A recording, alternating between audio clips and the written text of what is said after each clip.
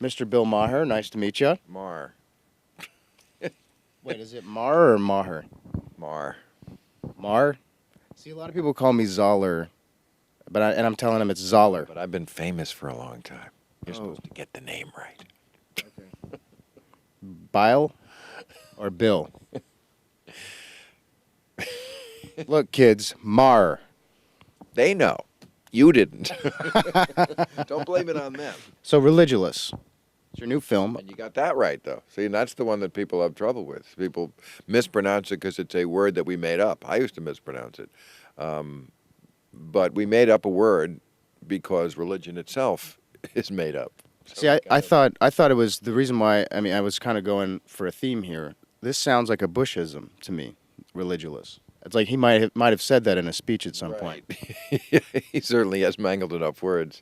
No, it's just a word. It's the combination of religion and ridiculous. It's like you're saying religion, and then you go right to ridiculous, and you come up with religulous. And it was a word, I think, that didn't offend anybody. And, you know, this movie is not meant to offend. I think some people think, oh, you made a movie to make fun of people. And I always said, you know, I don't have to make fun of religion. It makes fun of itself. Right. Yeah. No, I see that. So you've been doing this for a long time. You've been in stand-up since the 80s, and you had your show, Politically Incorrect, in the 90s. How have your views on religion evolved, or have they, since that time you started doing comedy publicly? Well, probably on television, first on Politically Incorrect, now on Real Time. I'm probably the same dude, you know. I mean, I always was skeptical of religion, was never fond of organized religion. I think my views on whether there's a God or not have shifted. I think I used to say I was always against religion, but I think I used to say I believe in God or something. Now I just say I don't know. I mean, the message of this movie is I don't know. Right. I don't say I'm an atheist because I think atheism mirrors the certitude that is the hallmark of religion. Right. And this is my big issue with religion is people are so sure. You know, they're so certain of what happens in the afterlife, down to the specifics. You know, you get 72 virgins, not 70, not 75. Really, how will you know this? Oh, when you meet Jesus, he'll be sitting at the right hand of the Father, and he'll be wearing a white tunic, and there'll be gold piping on the sleeve, and there'll be 12 angels around him, and 4 of them will be blowing trumpets. It's like, why don't people go, how the hell do you know this? Right. Well, what are you where are you getting this from? I don't know what happens in the next world. That's how I know that you don't, because you don't possess mental powers that I don't. Right. So you're not a flip-flopper. No. But no, that's interesting. It's the whole concept of the afterlife is really interesting, and how it's like a selling point. Like you say in this film, you're selling doubt, which is your product. You know, like and religion sells really what I think is the afterlife. Like, listen, you're gonna get 72 virgins, you're gonna get all that stuff. Exactly. But have you ever? You don't know, but have you ever imagined what it could be? Like, does that moment when you die, like, does it ever scare you? Eternity, like. Do you think it'll just be a long dream, or? It scares all of us, but man up and just say, I don't know, as opposed to saying I'm going to make up a story or believe a story that somebody else is telling me who doesn't know any more than I do about it. Right. You know, it's childish. It's one thing for the people in the era when the Bible was written. Okay, they didn't know where the sun went at night. They didn't know what a germ or an atom was. They were primitive people, so they made up stories. That's what ancient people did. They created myths to answer these questions. But now we have science, so it's unforgivable, Right. intellectually, I think, to retain these myths. Yeah, I mean, I tend to agree with you on that kind of stuff. Good man. And you know, you're a cashew, just like me. You have a. You've never heard that? No, a cashew nut? Yeah, you're a nut. Catholic Jewish background. Oh, wow. Bum, bum, bum. No, I never heard of that. Yes, I was raised Catholic, and then when I was a young teenager, I found out my mother was Jewish. I knew she never went to church with my father and my sister, but of course, when you're a kid, if you always do something, when they start doing something very young, you kind of never question it. So I just never questioned why Mom doesn't go to church. I don't know. She just doesn't. And I hate church. And it so scared me that I wasn't, up to even asking questions about it.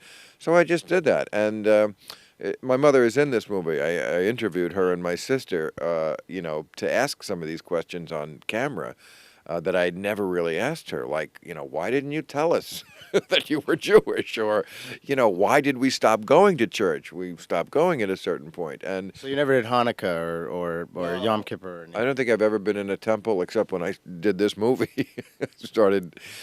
No, we never did anything Jewish. We were Catholic. Otherwise, it would have been Maher. Yeah. Right? That drove my mother nuts. Yeah. That Cashew. people was mispronounced. Yeah, Maher with the H in the middle. And she said to me at one point, people get my name right now because they know you. Right. They know my. They say you taught them how to say the name, which is a small victory, Mom. Well, we got it right on camera right before she was 88. She didn't want to do it. 88-year-old ladies do not want to appear on camera. Yeah, but she was so great to do it. She did it for me, and she's so funny. She gets me my first couple of laughs in the movie, and really sets up the whole thing because people want to be able to know that they can relate to the person they're watching, and that even though my background, cashew, as you call it, is a little different, everybody has a screwed up family, in a way. You're humbled in a sense in front of her, and I think it's good to see that in the film because, you're attacking a very sensitive subject in this country. Right, yes. And go ahead. Well, I wanted to talk briefly about politics and how religion, I really liked your treatment of, or at least you found that guy, I can't remember his name, but like 95% of our congressmen and women are either Christian or Jewish. That none of them are agnostic or atheist. They're not listed as such. And I think that's not a. I don't think there's one who would dare say he's an agnostic or an atheist. The only ones are unlisted. They just don't list. So their religion. So I actually painstakingly went through and looked at everybody and. Yeah. Wow. Cub reporter Jimmy Olsen's on the case. No, I was curious, and I think that's not a true democratic. I mean, obviously, there's a lot of problems with our democracy, but that in particular, it is not representative. When they say, and they always like to brag in the halls of Congress that. They always like to brag that we have a Congress that looks like America and we have diversity. And what they're talking about is we have women in there now and we have blacks and we have Latinos. Yeah, but it doesn't matter because they all think alike. Right. What real diversity... Pretend to, at least. Right. What real diversity would be is if you had some people who didn't believe in the talking snake or at least professed to. That would be diversity of thought. Yeah, and they all believe in, the wrath of Jesus and God will come back and the apocalypse and well maybe not, but many of them. The devil will get you, or the Antichrist, or the devil and the Antichrist. That's a question I ask people, and nobody seems to know that answer. What's the difference between the devil and the Antichrist, and who works for who? I wanted to know.